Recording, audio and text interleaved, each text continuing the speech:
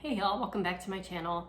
I wanted to put together a hopefully quick video about how to meal plan.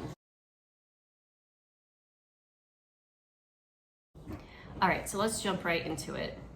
So step one of meal planning, and this is something that I don't see in a lot of other places that kind of have how-to meal plans for beginners. But something that's really helpful for me is writing down the meals that you know that your family likes to eat. So I find it useful. I'm a spreadsheet person, so I put this in a spreadsheet. You can do it on pen and paper if you're not a spreadsheet person.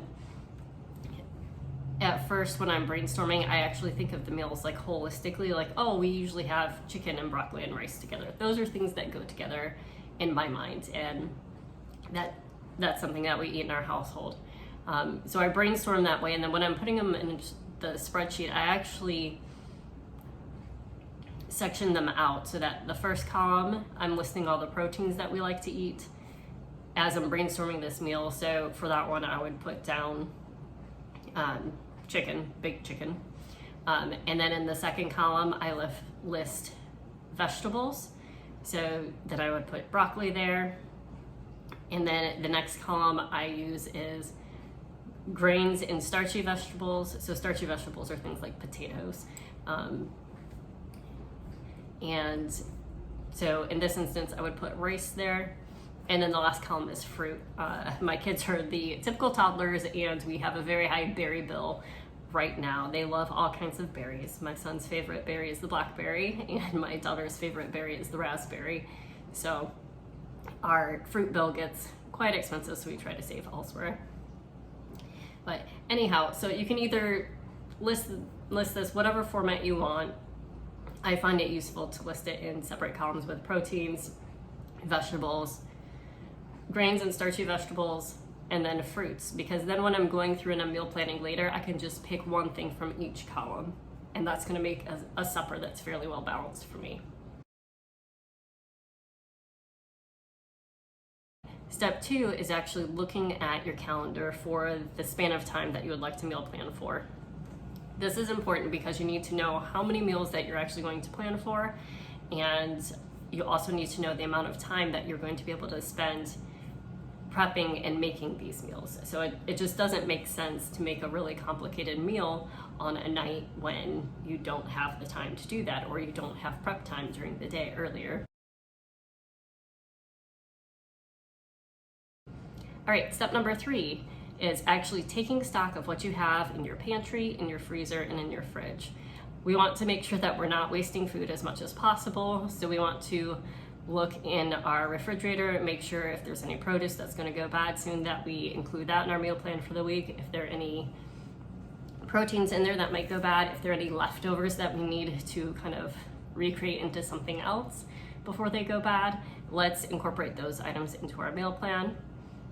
Looking at our freezer, maybe there's something that you forgot that you had in there and you want to take out and thaw and include in your meal plan. Looking in your pantry, maybe you've forgotten what's in there. It's just a good idea to take stock of what you already have. And in this instance, we're actually shopping from your home for food of what you already have rather than spending more money at the store. This is also a good opportunity to take stock of what staples that you need, and you can just go ahead and write those down on a grocery list since you are looking and seeing what you have anyway. All right, step four. This is also something that sometimes people don't include, and that is checking and seeing what's on sale at your grocery store. So if you haven't noticed a pattern here, a lot of these things so far are to save money, like not wasting food, making sure we're eating what we have and shopping at our home before we shop at the store, making sure we're looking at sales. My husband and I are on a pretty tight budget right now. We make a decent amount of money to live comfortably, but with 2 kids in daycare, that tends to be very expensive. So we have 2 years where both of our kids are in daycare, and just the tuition is a lot. And it's, that's just how the world works here in America. And So we know that these 2 years we need to kind of tighten our budget a little bit. So we really watch our grocery budget as one of these places where, these kind of variable expenses, so that we can make sure that we're getting the most for our money. So look and see what's on sale at your grocery store. Usually most grocery stores have apps now where you can look and see what's on sale for this week or the upcoming week. Usually they post both. And something that I also do in addition to looking at the sales is, I know that one of my local grocery stores runs really good manager specials on beans. And they usually have the most manager specials on Tuesday mornings. They usually run their sale ads from a Wednesday through a Tuesday. So that's the last day, and they're trying to get rid of any overstock that they have before it goes bad. And at manager special beans, for people who aren't familiar with this or don't see it, it's food that is getting close to the sell by date. It's not food that has gone bad. Obviously they're not allowed to sell that. But as long as you buy it, and then if you're not going to use it right away, just put it in the freezer. It's perfectly good. A lot of the manager specials at our local store tend to be about 40% off full price.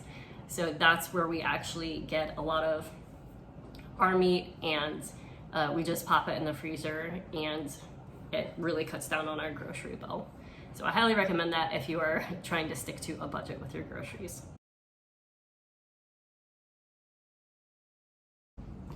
All right, y'all, now we're on step 5, which is actually choosing what meals you'd like to eat. So a lot of other how-to meal plans just jump right into this step, but I feel like the first 4 steps are really important if you haven't meal planned before, because if you don't do the other 4 steps first, you come to this step and you're kind of maybe a little bit lost about the best way to do this, or the most budget-friendly way, or the most efficient way to do this. So at this point, you know what meals that your family likes, you know how many meals you need based on your schedule and what kind of time you're going to have to make those meals. You know what you already have in your house for food, and you know what's on sale at your store. All right? So if you saw a meal on your list that you're excited about, go ahead and put that on there. If you saw food that you need to eat, go ahead and put that on there as well. There's just lots of ways to do this. So generally I look at what my schedule is, and just like I said before, go to my spreadsheet and I pick a protein, I pick a vegetable, I pick a grain or starchy vegetable, and then we usually have fruit afterwards, just so that my children don't only eat fruit for dinner, because that would happen if we gave them fruit at the same time. So this way I just know that we're having a balanced meal. And I write down our meals on a magnet. You can actually see it here. So let me go grab that real quick.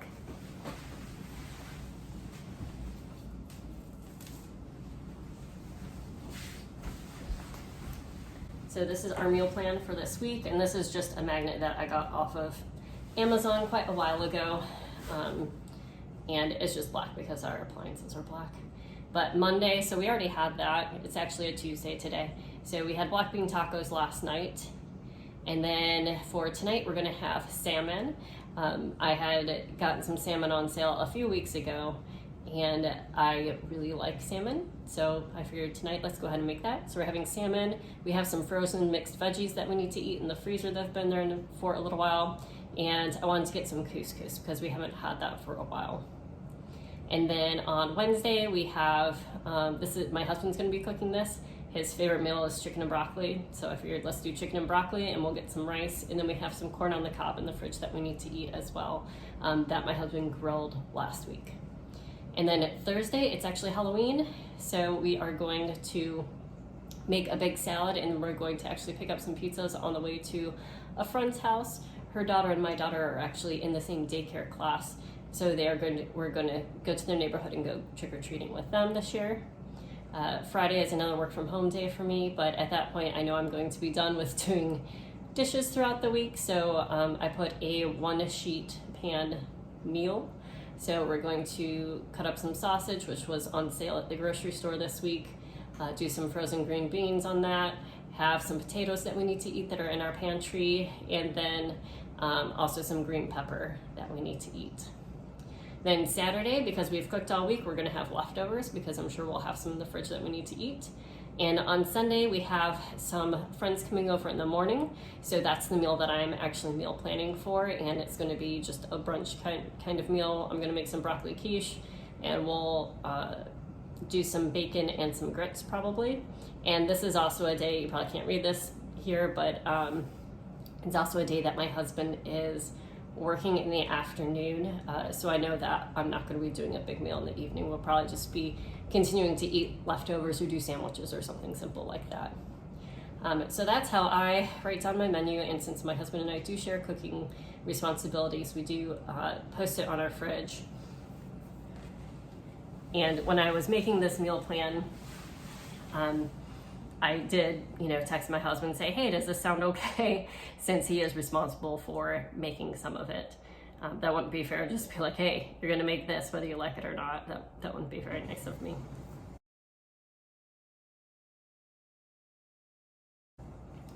All right, so now that we've chosen what we're going to eat based on our schedule and what we think we're going to be able to do energy-wise, we make a grocery list.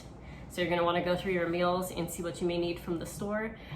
So as I was explaining the meal plan, you could see that I was trying to incorporate a lot of the stuff that we needed to eat from the house, and I did incorporate a few sale items that I'd either gotten the previous week or that I knew was on sale for this week that I was going to get.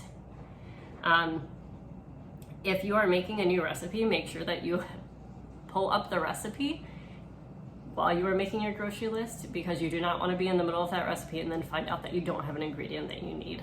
That really stinks, and then you have to kind of pivot in the middle of everything. And meal planning is to have, be able to avoid doing that kind of work in the evenings. All right, I usually write my list in sections that I know, go in the order of my grocery store. You don't have to do that. I just find that I forget things when I don't. It's like my eyes just skip over them in the list if it's not in order. So that's something that I do to help myself out. And step 7 is just going grocery shopping and putting up the groceries when you get home. So I hope that was a helpful kind of introduction to meal planning. Hopefully it wasn't too terribly long. I'll try to make sure that I put notes on this and put chapters in the video. If you like this video, please like down below, and if you like this kind of content, please subscribe to the channel. I am trying to grow the channel and be able to put out more great content like this. I hope you have a wonderful day. Bye.